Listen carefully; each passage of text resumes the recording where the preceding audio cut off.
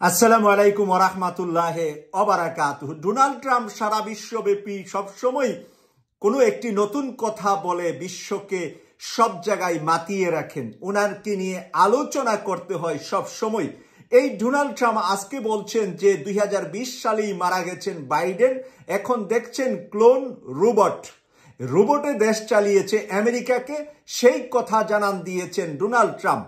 আর এই পত্রিকায় হেডলাইনটি করেছেন বাংলাদেশের ইত্তেফাক পত্রিকায় যে যুক্তিগুলা, যেই কথাগুলা তুলে ধরেছেন আমি আপনাদের সামনে সেটা তুলে ধরছি। নিজের সামাজিক যোগাযোগ মাধ্যম ট্রুথ সোশ্যাল শনিবার 31 মে একটি পোস্টে শেয়ার করেছেন মার্কিন প্রেসিডেন্ট ডোনাল্ড ট্রাম্প। সেই পোস্টে লেখা হয়েছে, সাবেক প্রেসিডেন্ট জো বাইডেনের মৃত্যু 2020 সালে কার্যকর হয়েছে এবং তাকে রোবোটিক ক্লোনে পরিস্থাপিত করা হয়েছে। তবে নিউ ইয়র্ক টাইমস ট্রাম্পের শেয়ার করা এই পোস্টকে ষড়যন্ত্রমূলক মিথ্যা বলে উল্লেখ করেছেন। এনবিসি নিউজ বলেছে, ট্রাম্প প্রায় 10 মিলিয়ন অনুসারীর সঙ্গে এমন একটি পোস্ট শেয়ার করেছেন যেখানে কোনো ব্যাখ্যা বা সূত্র নাই। ওই পোস্টে লেখা হয়েছে, কোনো জো বাইডেন নেই, 2020 সালেই তার মৃত্যু কার্যকর হয়েছে। এখন আপনারা যা দেখছেন বাইডেনের ক্লোন, ডাবল এবং রোবোটিকভাবে তৈরি আত্মহীন মস্তিষ্কহীন রোবট সত্তা। ডেমোক্রেটিকরা পার্থক্য জানে না, তার দল পার্থক্য জানে না, সে বললেন। এনবিসি নিউজ জানিয়েছে, ট্রাম্প যে অ্যাকাউন্ট থেকে পোস্ট শেয়ার করেছেন তাতে 5,000-এর বেশি অনুসারী রয়েছে। বাইডেন বেঁচে নেই, তার মৃত্যু হয়েছে। ট্রাম্পের এমন পোস্ট দিয়ে হোয়াইট হাউসের কাছ থেকে জানতে চাইলে কোনো সাড়া পাওয়া যায়নি, এনবিসি নিউজ জানিয়েছে। এদিকে গত মাসে বাইডেনের কার্যালয় থেকে জানানো হয় যে সাবেক প্রেসিডেন্ট প্রোস্টেট ক্যান্সারে আক্রান্ত। ক্যান্সার বাইডেনের শরীর হাড়ে ছড়িয়ে পড়েছে।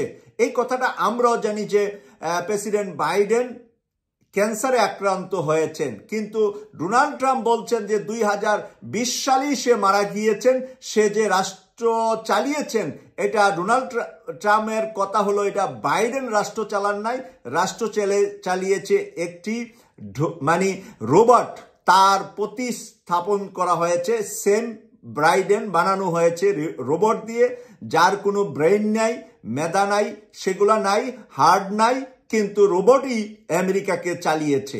এই কথা কিন্তু আমেরিকার জন্য বিরাট বড় একটি চ্যালেঞ্জ, বা এই চ্যালেঞ্জের মোকাবেলা করতে হবে আমেরিকার সরকারের যে ছিলেন ডেমোক্রেটিককে অবশ্যই এটার মোকাবেলা করতে হবে, নতুবা আমেরিকার মতন দেশে আমরা দেখেছি যে এর আগেও বিভিন্ন প্রেসিডেন্টের ছোটখাটো ত্রুটির কারণে কত বড় মাপের বিষয় হয়ে দাঁড়িয়েছিল।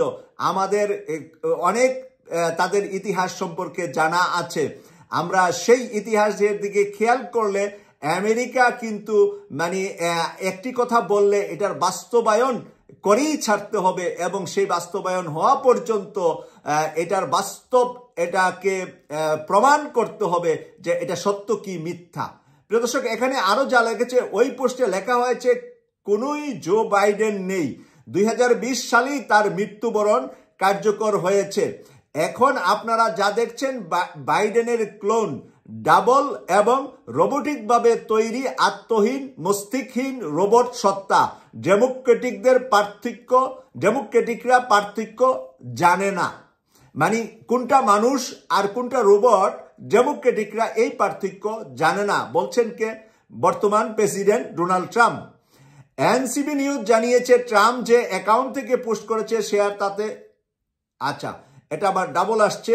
আমি প্রিয় দর্শকদের কাছে এই কথাটা আমি বলে রাখতে চাই যে আমেরিকার প্রেসিডেন্টদের যে অবস্থা, কিভাবে তাদেরকে এটার বাস্তবে প্রমাণ দিতে হবে, নতুবা এটা যে একটা কাল হয়ে দাঁড়াবে ডেমোক্রেটিকের জন্য, সেটার একটা উদাহরণ আপনাদের সামনে আমি টেনে তুলছি।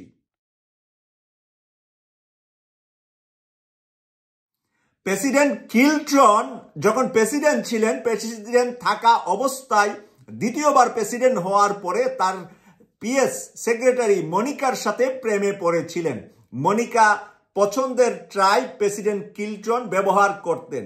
সেই মনিকাকে নিয়ে প্রেসিডেন্ট ক্লিনটনকে আদালতে যেতে হয়েছিল প্রেসিডেন্ট থাকা অবস্থায়, এবং সেটা বিতর্ক হয়েছিল এবং এটা চরম আকার ধারণ করেছিল। মনিকাও স্বীকার আসছিলেন তারা কখন কোন জায়গায় একে অপরের সাথে মিট করতেন। মনিকার চাইতে প্রেসিডেন্ট ক্লিনটন ছিলেন প্রায় 20 বছরের বেশি বয়স। সেই মনিকার সাথে ক্লিনটনের প্রেম বা শারীরিক সম্পর্ক কতটুকু পৌঁছেছিলেন, এই বিষয়গুলা সেই সময়ে 90-এর দশকে সেটি নিয়ে আলোচনা হয়েছে প্রচুর। বাংলাদেশে আমরা তখন স্কুল পড়ুয়া তরুণ ছিলাম, আমরা এই ধরনের ঘটনাগুলা শোনার জন্য ওই বয়সের ওই তরুণরা আগ্রহী বেশি থাকে। তাই ওই ঘটনাগুলা আমরা বাংলাদেশের টেলিভিশনগুলাতে সেই আমেরিকার বিতর্কগুলা সরাসরি দেখানো হতো এবং আমরা সেখানে কিন্তু দেখতাম পত্র পত্রিকায় ম্যাগাজিনে সব সময় প্রতিদিনই মনিকা আর ক্লিনটনের প্রেমের গল্প থাকতো। জেনারেল এরশাদকে তখন আবার এরকম কথা বলা হতো যে আরেকজন বাংলাদেশে আছে, জেনারেল এরশাদ এরকম প্রেমিক প্রেমিকা নিয়ে থাকতেন। বাংলাদেশের প্রেসিডেন্ট জেনারেল এরশাদের সাথে বিল ক্লিনটনের মিল, এবং সেম টাইম তারা দুজন দুই দেশের প্রেসিডেন্ট ছিলেন। জেনারেল এরশাদ ছিলেন বাংলাদেশের প্রেসিডেন্ট, আর সেখানে আমেরিকাতে ছিলেন এই যে ক্লিনটন প্রেসিডেন্ট। সেই কারণে সময়টাও কাছাকাছি থাকার কারণে মানে এই দুইজনের প্রেমের গল্প নিয়ে প্রচুর প্রেম গল্প তখন 90-এর দশকে দুই প্রেসিডেন্টকে নিয়ে লেখালেখি হয়েছিল। তো এই জন্যই আমি বলছি যে বিল ক্লিনটনের মতন একজন শক্তিশালী রাষ্ট্রপ্রধান প্রেসিডেন্ট, তাকে কিন্তু আদালত পর্যন্ত গড়াতে হয়েছে মনিকার সাথে তার পিএস এর সাথে প্রেমের গল্পের কারণে। তাই সেই দিক থেকে বিবেচনা করলে আজকে যে ডোনাল্ড ট্রাম্প কথাটা বলেছে জো বাইডেন নাই, 2020 সালেই মারা গেছে, তার প্রতিস্থাপন করা হয়েছে একটি রোবট দিয়ে, আর ওই রোবট দিয়ে চালিয়ে দিয়েছে আমেরিকাকে 4 বছর, কারণ তাদের প্রেসিডেন্ট হয় 4 বছরের জন্য। তাই সেই প্রেসিডেন্টের পুরা সময়টাই তাহলে রোবট চালিয়েছে, এটাই প্রমাণ করার জন্য চেষ্টা করছেন ডোনাল্ড ট্রাম্প। এই চেষ্টার জন্য কিন্তু সেটাও আদালত পর্যন্ত গড়াবে এবং সেটারও একটি বাস্তব প্রমাণ উপস্থাপন করতে হবে, নতুবা আমেরিকায় একটি বিষয় শুধু গল্প থাকে না, এটাকে বাস্তবে এটার একটা সলিউশন তাদের দেশের মর্যাদার জন্য তাদের আইন বিভাগ প্রশাসন খুবই নিরপেক্ষ, তারা সেই কাজগুলা করবে এবং প্রমাণ দিবে বলেই আমি বিশ্বাস করি। আপনারা বিভ্রান্ত হবেন না, আমি বিশ্বাস করি। আমি মনে করি না যে এটা রোবট ছিলেন, আমি মনে করি জো বাইডেনই দেশ চালিয়েছেন। এটা ডোনাল্ড ট্রাম্পের রাজনৈতিক একটা ট্রাম্প কার্ড খেলেছেন ডেমোক্রেটিককে ধ্বংস করার জন্য, ডেমোক্রেটিকের বিরুদ্ধে ওনার দল রিপাবলিককে শক্তিশালী করার জন্য ডোনাল্ড ট্রাম্পের এটি একটি চাল বা এটি একটি ওনার রাজনৈতিক ট্রাম্প কার্ড বলেই আমি মনে করে বিদায় নিলাম।